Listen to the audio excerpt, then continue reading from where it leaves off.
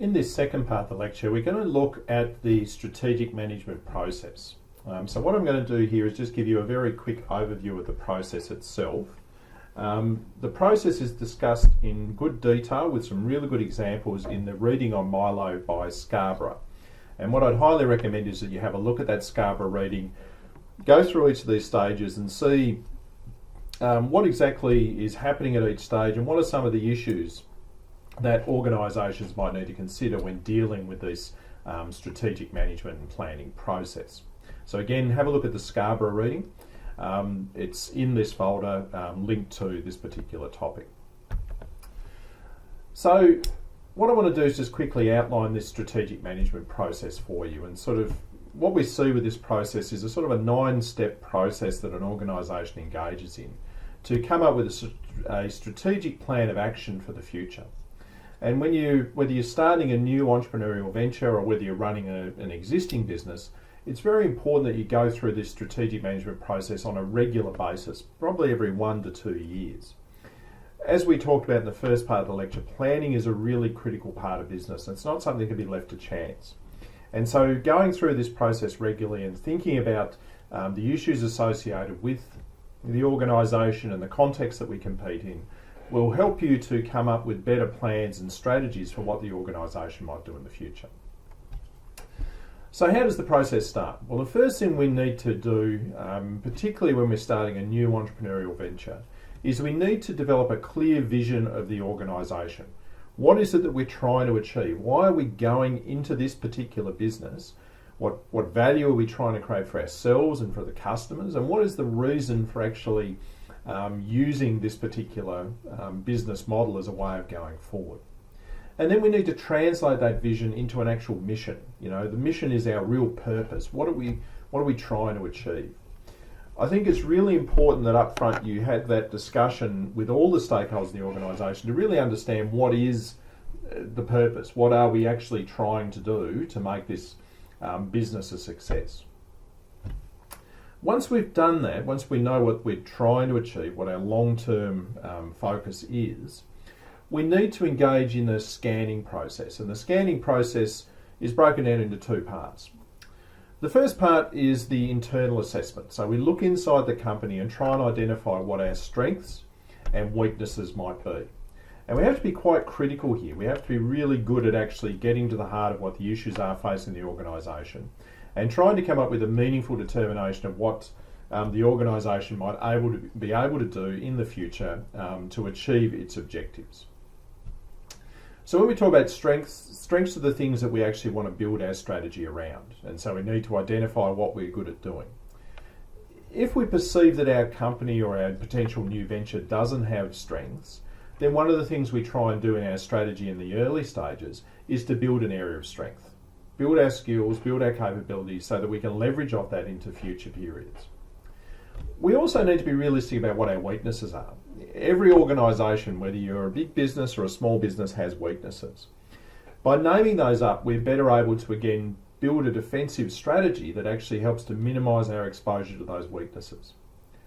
Again, I like to think about this in terms of a boxing metaphor. You know, boxers are good at different types of boxing manoeuvres. And so some boxers will realise that they've got a weakness in terms of, their left side, and so they'll do everything they can to protect that so they don't get hit a lot in that particular place. And so again, building on those strengths, focusing on those weaknesses gives us a good idea about what the company can and can't do. Once we've looked inside the business, the third step we need to engage in is a scan of the external environment to identify what the opportunities and threats are for the business. So strengths and weaknesses are inside the business, opportunities and threats are outside the business. So this is your classic SWOT analysis. Many organisations use SWOT analysis as a tool for establishing what their future strategy should be.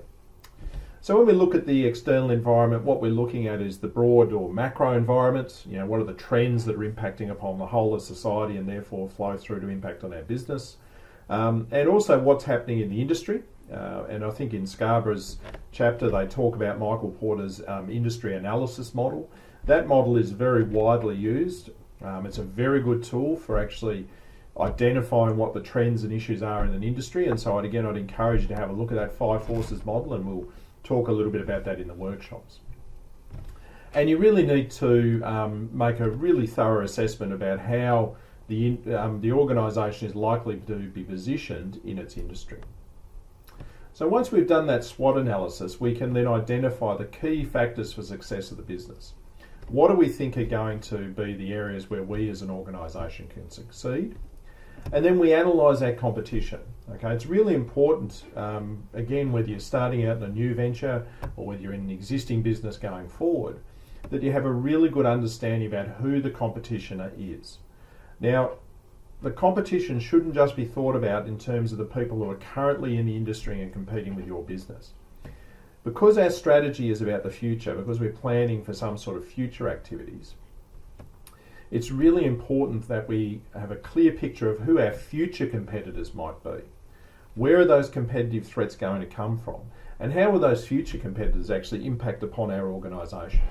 So it's not just the competition now, it's the competition in the future that we also need to be mindful of.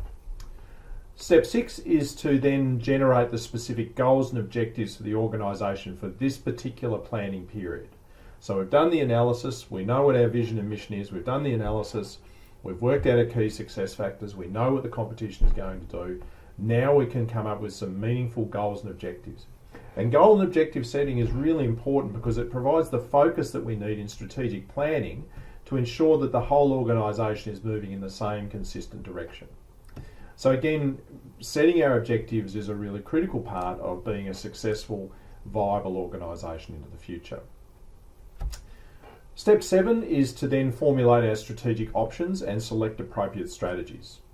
Now you notice there, and one of the key observations you should take from this section of the chapter, is this idea that there are a number of strategic options, not just one. And organisations need to find a way of building strategies to take advantage of different opportunities at different points in time. And what we're actually talking about here is the notion of scenario planning. That organisations have plans that are adaptable and changeable for different operational contexts and scenarios that might confront the organisation. In step 8, we then have to go from the strategic to the tactical, and so we have to turn our overall strategy into a set of specific action plans that we'll undertake over a defined period of time. So again, most plans would be in place for 1 to 2 years. And so what are we going to do at different points, and how are we going to assess the success of those actions at those points in time? And then the final thing we need to do to close the loop is actually establish an accurate set of control mechanisms. So control mechanisms are the processes that we put in place to measure our successful performance against the organisation's goals and objectives. And when we're talking about a startup business, but it does apply in all, but really when we're talking about a startup business, what we're trying to do here is make sure that we come up with control measures that not only look at the financial health and well-being of the organisation, but also look at some of our capacity side. So look at things like our ability to adapt and grow, our resilience measures, because this will tell us a lot about the organisation's long-term success. And then once we've done that control process, we would then go back into another plan, a series of planning and cycles. So again, that's just a really quick overview of that strategic management process. I would encourage you to read the Scarborough chapter. It's a very good summary of the process that we undertake. And again, for those of you doing the MBA, a lot of this will be dealt with in big detail when you do strategic management. In the next part of the lecture, I'm going to talk about the actual business plan itself.